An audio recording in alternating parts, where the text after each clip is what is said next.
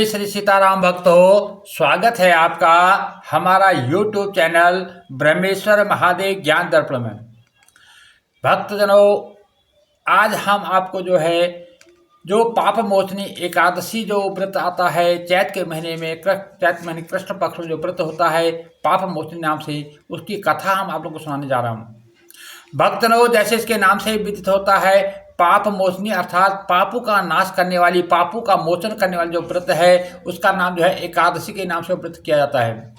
भक्तजनों, इसकी जो कथा हम सुनाने जा रहे हैं, यदि आप हमारे इस चैनल पर नए हैं तो हमारे चैनल को सब्सक्राइब कर लीजिएगा।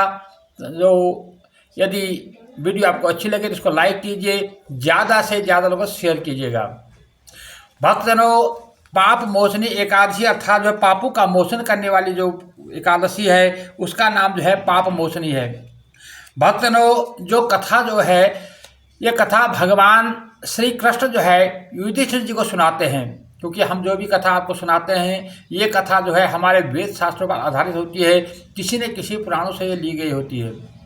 तो जो भी कथाएं हैं ये भगवान श्री कृष्ण जी ने अपने मुख से श्री युधिष्ठिर जी को सुनाते हैं, और वही कथा हम आगे आप लोगों को सुनाते हैं। भक्तजनों, युधिष्ठिर जी ने कहा कि भगवान श्री कृष्ण जी कहते हैं कि फाल्गुन शुक्ल पक्ष की जो आमल की एकादशी है उसका महात्म्य तो आपने हमें सुनाया, हमने सुना और अति पुण्य हमने प्राप्त किया।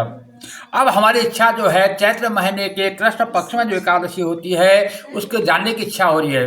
उसका क्या नाम है, उसको किस दिन किया जाता है, उसको करने का क्या विधान है। हे राजेंद्र, मैं अनजान हूँ, मैं पाप का नाश करने वाली यह एकादशी है, तो इसके बारे में आप हमसे बताइए। तो भगवान श्री कृष्ण जी कहते हैं कि एक बार चक्रवर्ती महाराज श्री मानधाता जी ने श्री लोमश ऋषि से कहा कि लोमश जी पूछा कि जो चैत्र मास के कृष्ण पक्ष में जो एकादशी होती है उसका महत्व सुनने की उन्हें इच्छा जाहिर की। तो लोमश ऋषि ने जो कहा वो मैं आपको सुनाता हूँ। तो लोमश ऋषि जी कहते हैं कि लोमश जी ने कहा वो मैं आप लोगों को सुनाता हूँ। तो मानधाता बोले कि हे भगवान, लोगों की हित कामना से चैत्र के कृष्ण पक्ष में जो एकादशी होती है उसका क्या नाम है, उसका महात्म्य क्या है, सो मैं सुनना चाहता हूँ। आप विस्तार से हमें सुनाइए। उसको पूजा करने की विधि क्या है, उसको क्या फल मिलता है, सो हमें प्रसन्नतापूर्वक कहिए। तो लोमश ऋषि बोले कि हे राजन, कामना को देने वाली, सिद्धि को देने वाली, कल्याण को करने वाली, पापों का नाश करने वाली, पापों को हरने वाली, धर्म को देने वाली और जो विचित्र कथा है उसे मैं तुमसे कहता हूँ, आप उसे मन लगा करके सुनिए। तो कहते हैं, पहले बसंत के आने से पुष्प खिले हुए हैं। ऐसे चैत्र नाम के कुबेर के वन में अप्सराओं का बहुत सारा समूह रहता था। वहाँ पर बहुत सारी गंधर्व कन्याएं और उसमें किन्नर और जो अप्सराएं विहार किया करती थी। इंद्र आदि सभी देवता उसमें क्रीड़ा करते थे। उस चैत्र रथ वंश में बहुत ही सुंदर और कोई वन नहीं है, और बहुत से मुनीश्वर वहाँ पर तप कर रहे थे, और देवताओं से इंद्र चैत्र वैशाख में वहाँ विहार करते थे। मेधावी नाम से एक चौल ऋषि के पुत्र हुए जिनका नाम था मेधावी ऋषि। वो मुनि वहाँ रहते थे, वहाँ तपस्या कर रहे थे। वहाँ पर जो अप्सराएं थी वहाँ पर जो अप्सराएं थी वहाँ विहार कर रही थी। उन्होंने उन मुनीश्वर को देखा। वो जो मेधावी ऋषि उनको देख करके जो मंजू घोषा नाम की जो अप्सरा थी उनको उस पर मोहित हो गई, और वो उस पर अपना नाना प्रकार से उनको मोहित करने के लिए नाच गा करके, अपने बीड़ा बजा करके उन पर कटाक्ष करने लगी। तो इस प्रकार से उन पर अपना कामदेव के रूप में वो नाना प्रकार के क्रीड़ाएँ कर करके उनके जो मेधावी ऋषि थे उनके व्रत को भंग, उनके तप को भंग करने की कोशिश करने लगी, और नाना प्रकार से उनको चढ़ाने लगी। तो इस प्रकार से वह मंजू घोषा काम की सेनानी बनी हुई। कामदेव के जो कामदेव थे वो भगवान शंकर जी के शत्रु हैं, और मेधावी ऋषि भगवान शंकर जी के भक्त हैं। तो कामदेव ने उन अपने शिव से अपना दुश्मनी जान करके वो उस मेधावी ऋषि का तप खंडित करने के लिए उन्होंने उस मंजू घोषा अप्सरा का संधान किया, और उन्हें उन मेधावी ऋषि को उनके तप खंडित करने के लिए नाना प्रकार की जो है क्रियाएं करने लगे। और कभी वो नाचती है, कभी वो गाती है, कभी वो बीना बजाती है। इस प्रकार से नाना प्रकार से जो है उनको लुभाती है और वो बलपूर्वक जो है उनको जो है अपने वश में करना चाहती है। काम के वश में होने से फिर वह जो है मंजू घोषा के लिए मुनिश्रेष्ठ मेधावी स्मरण करने लगे और वह प्रवेश में उससे देख कर शिव तत्व जाता रहा। और जब उनके जो है काम स्वरूप जब हो गए तो उनका जो मेधावी ऋषि थे उनका जो है तप जाता रहा, उनका जो शिव तत्व हो जाता रहा और दोनों जो है काम के आवेश में आकर के उस वन में विहार करने लगे, अपने तप को भूल गए। मुनि के आचार को लोप करने वाला बहुत काल व्यतीत हो गया। मंजू घोषा को अब जो है अपने स्वर्ग में जाने की जो है इच्छा हुई। अब उसके मन में सोचा कि काफ़ी समय हो गया, अब मुझे स्वर्ग में जाना चाहिए। रमण करते उस मुनि को बोली कि हे मुने, मुझे अपने स्थान को जाने की आज्ञा दीजिए, अब काफ़ी समय बीत गया है। तो इस प्रकार से मुनि बोले, हे बरारने, तू अभी तो संध्या समय आई है, इसलिए जब तक प्रभात समय न हो तब तक तुम समीप ठहरो। इस प्रकार उन मुनि के वचन को सुनकर भयभीत हो गई और ऋषि में श्रेष्ठ है जो मुनि, उनको विहार कराने लगी। मुनि के साप के भय से डरी हुई वह अप्सरा जो है बहुत दिनों तक अर्थात 55 वर्ष 9 महीने 3 दिन तक जो है वो मुनि के साथ जो है विहार करने लगी। मुनि के साथ विहार करते रहे। इतना काल मुनि को जो है एक आधी रात्रि के समान जो है प्रतीत हुआ, आधी रात्रि के समान जान पड़ा। और उस काल के बीत जाने पर मुनि से वह फिर बोली कि हे मुनीश्वर, अब मुझे आज्ञा दीजिए, मुझे अपने घर जाना है, मुझे स्वर्ग लोक को जाना है। तो मेधावी ऋषि बोले कि मेरे वचन के अनुसार जो है प्रातः काल तो हुआ है, जब तक मैं संध्या करूं तब तक तो ठहर जा, जब मेरी संध्या हो जाएगी उसके बाद तो चली जाना। मुनि का यह वचन सुनकर वह भय से व्याकुल हो गई। फिर सुंदर मंद है हंसना जिसका, ऐसी वो अप्सरा जो है मुस्कुराकर बोली कि हे मुने, तुम्हारी संध्या का कितना प्रमाण है, तुम कितना समय लगाओगे, मुझे थोड़ा विस्तार से बताओ, क्योंकि मुझे अपने घर जाने को देर हो रही है। तो इस प्रकार से मेरे ऊपर कृपा करके आप बताइए। उसके ऐसे वचन सुन करके जो मेधावी ऋषि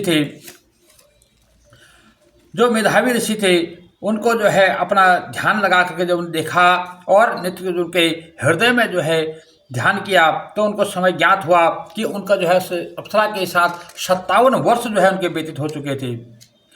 ऐसा देख करके उन जो मेधावी ऋषि थे उनको काफ़ी क्रोध आया, उनकी आंखें जो है लाल हो गई, आंखों से चिंगारियाँ छोड़ते हुए वो मुनि जो है अधिक क्रोधित होकर के अपने तप का नष्ट हुआ जान करके अति उनको गुस्सा आ गया, क्रोध आ गया और वह उस अप्सरा पर जो है काल रूप होकर के बोले, बड़े दुख के साथ मैंने अपना तप इकट्ठा किया था, काफ़ी कष्ट के साथ तप इकट्ठा किया था, तूने मेरे तप को नष्ट कर दिया। कांपते हुए होठों से व्याकुल और जिनकी इंद्रियां जिनकी ऐसी मेधावी मुनि ने उसे वह शाप दिया कि तू जाकर पिशाची हो जा। अरे पापनी तू, अरे दुराचनी, इस तुझे धिक्कार है, अरे उल्टा पाप करने वाली तुझे धिक्कार है। तुझे जो है उनके शाप से दग्ध हुई और विनय से नम्र होकर उसने स्थित हुई।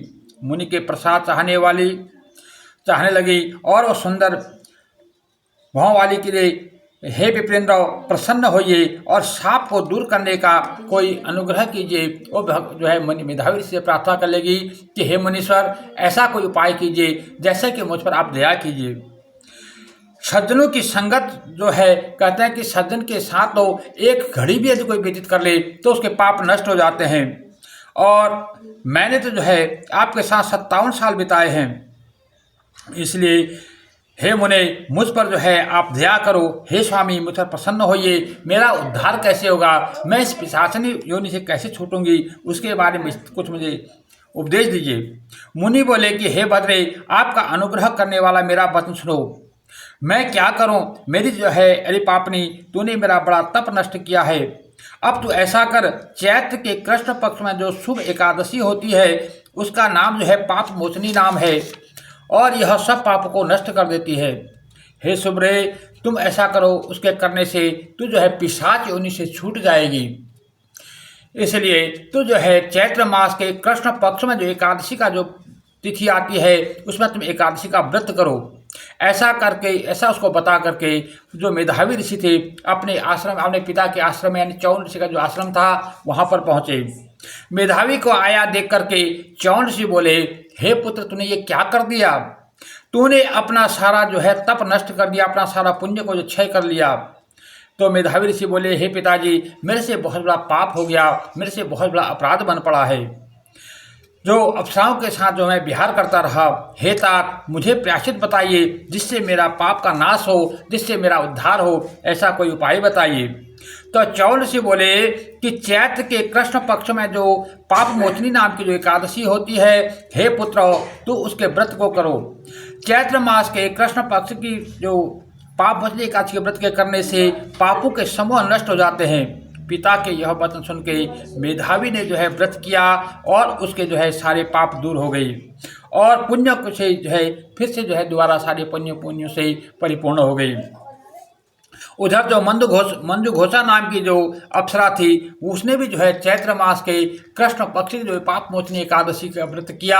उसके व्रत करने से जो है उसकी पिशाच योनि छूट गई और वो भी जो है अपने पुनः जो है स्वर्ग लोक को, अपना अप्सरा लोक को गई।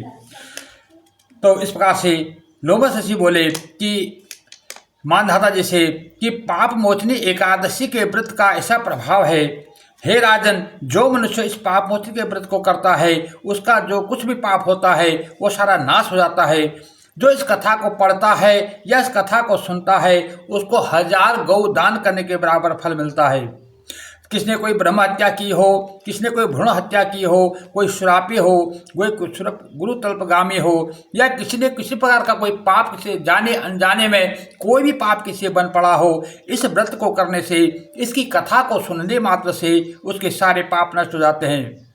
तो भगवान श्री कृष्ण जी जो है युधिष्ठिर जी को सुना रहे हैं, उधर जो है लोमस ऋषि मानधाता जी को सुना रहे हैं, इस व्रत के करने से सब पापों को जो है छूट जाते हैं। यह उत्तम व्रत करने से बहुत से पुण्य प्राप्त होते हैं। तो भगवान श्री कृष्ण कहते हैं कि हे युधिष्ठिर जी, जो भी मनुष्य इस व्रत को करता है, भूले जाने अनजाने में भी कोई इस व्रत को कर लेता है, तो भी वो जो है सारे पापों से मुक्त हो जाता है, सारे पापों से छूट जाता है, इसमें कोई संशय नहीं है। तो इस प्रकार से श्री सूत जी महाराज कहते हैं कि जो भी इस कथा को सुनेगा, इस कथा को पढ़ेगा, उसको 1000 गाय करने का दान का जो फल मिलता है, 1000 गाय को दान करने का जो फल मिलता है, वो जो है इस कथा को सुनने मात्र से मिल जाता है।